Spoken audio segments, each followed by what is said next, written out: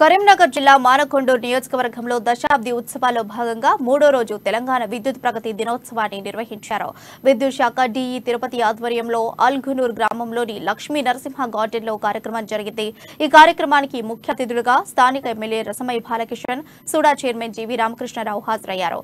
తెలంగాణ రాష్ట్రం అవతరించిన తర్వాత సీఎం కేసీఆర్ కరెంటు సమస్యలపై ప్రధానంగా దృష్టి సారించారని రసమయి బాలకిషన్ తెలిపారు. ఈ కార్యక్రమంలో జెడ్పీటీసీలు, ఎంపీపీలు, మండల పార్టీ అధ్యక్షులు, వివిధ గ్రామాల సర్పంచులు, ఎంపీటీసీలు, విద్యుత్ అధికారులు, రైతులు సహా పలువురు పాల్గొన్నారు. తెలంగాణ సారాష్ట్ర ఆకాంక్షకు ప్రేరణగా నిలబడినటువంటి 2001వ సంవత్సరాన్ని ఈ సందర్భంగా గుర్తు చేసుకోవాల్సినటువంటి అవసరం ఉన్నది.